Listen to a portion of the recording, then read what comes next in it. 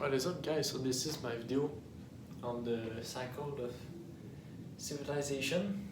So more talking about the political stance. So in my previous video I talked more about the kind of the different styles of the quadros and the socials and how they can influence your perspective on the hierarchy and kind of what level you will operate on. So I guess the gamma and the 1, so you already know that. And I put the style, aristocracy. So beta and the 2, I think it's more libertarian. And the delta and the 3, I think it's more republic-like. And the alpha and the 4 is more democracy-like. So they will all operate at a particular level. So the aristocracy is more at the top, the nobility, the kings. The libertarian is more like the warrior, the second level. While republic is more the third level. It's more the magician, the meta.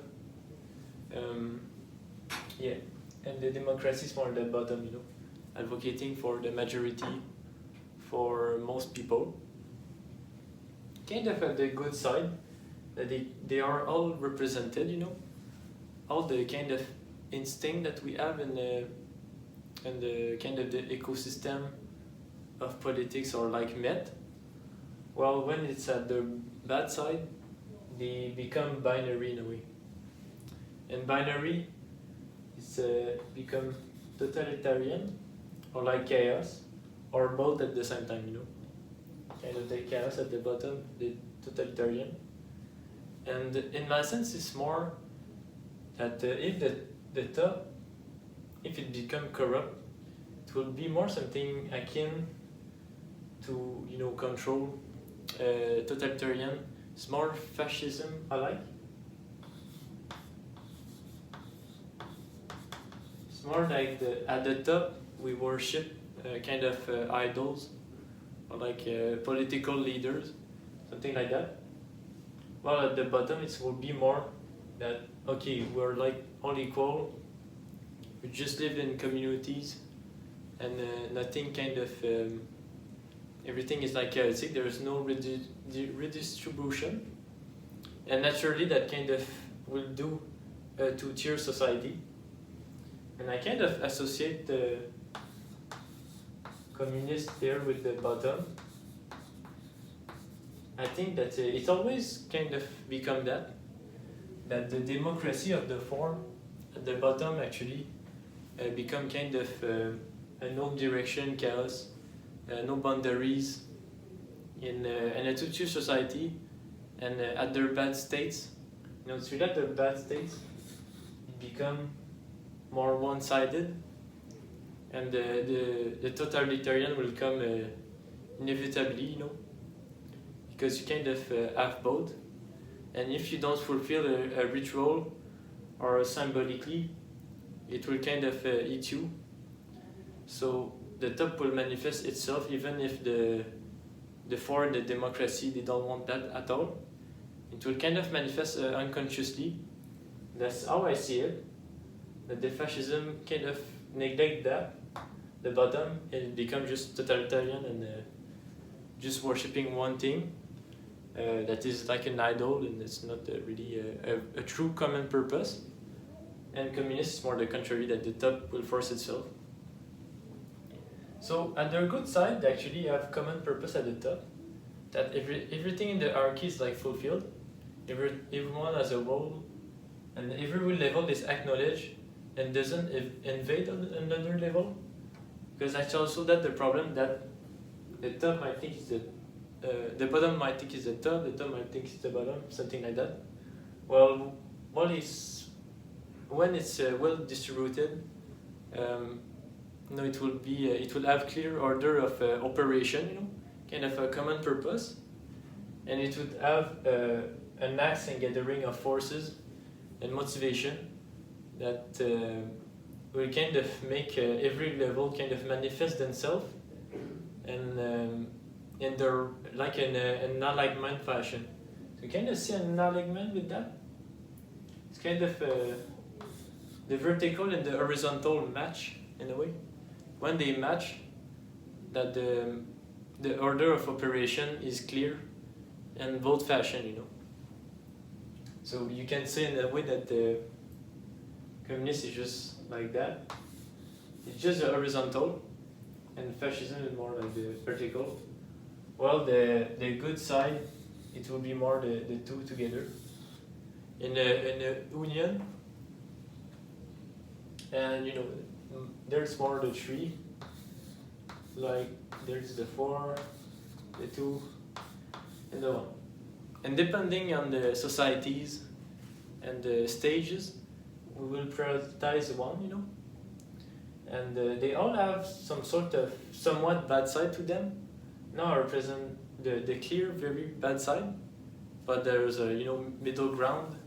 So there's one that are middle ground, but are more still in the side of good and more with the side of bad. More in the sense that that let's say we can see that monarchy is like in between the bad and the good, and it depends on how they will manifest. And the feudal system, with the 2, it has more a 2 bend to it, and the 3 is more like some kind of republic, and the republic can be decadent or kind of more in a unifying narrative. And the same thing with democracy, it can become decadent, but democracy is also a good system. So there is the middle ground in a way, but acknowledge at the right part in the system, they will manifest more in a good way. But it's still a struggle there's still a struggle, let's say, of the different sides in perspective. And depending on our gradual social type and background and all that, we will have some kind of opinion about what system we need, or what should be the common purpose in a way. So I don't really offer a solution there. It's more that to show you all the kind of patterns of with the political kind of orientation. And in the civilization stages, there's 3 stages that are mainly there. If you narrow down a bunch of stuff, that the unifying narrative is kind of the primary one, the one that were the most in it. It's like the majority of the time in the stages, we will be in that kind of that part of the cycle. And the unifying narrative is actually when those 2 are operating, So oftentimes when there's 2 that are operating, it can have some changes, but it's not a major change. While the major change are actually in that. And this one is more like we live on the corpse, like on the corpse of what isn't working, and we notice that it isn't working. It's more between those 2 that we notice that it isn't working. And let's say that in this one we kind of live the bad fruits of what happened in our unifying narrative, and we see the limitation that they have. So this one's more like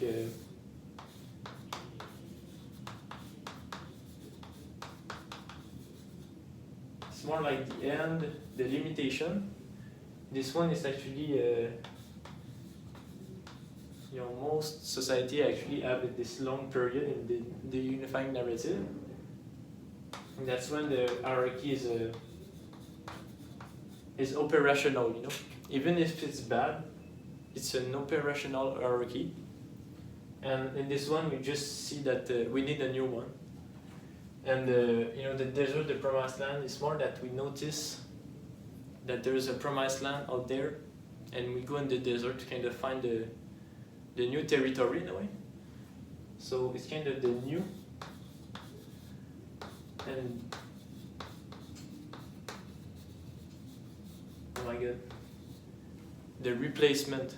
It's more what we replace the system in place, and now we will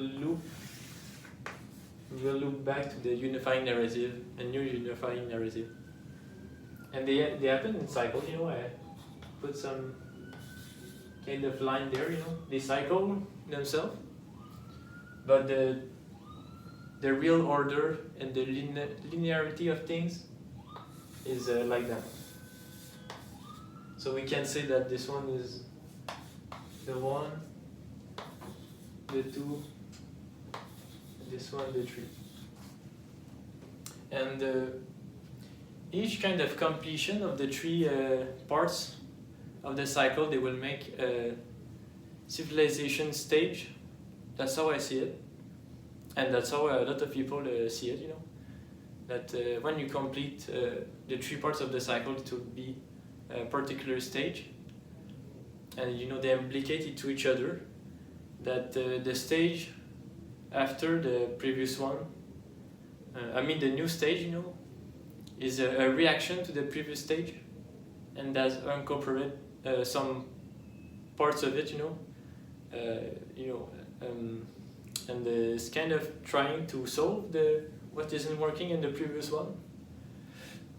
So it's kind of a spiral upwards, but that kind of demonizes the previous stage. So it's pretty interesting in that sense, you know. It's kind of spiral, but it demonizes the previous stage. So if you're here, we will demonize the stage there.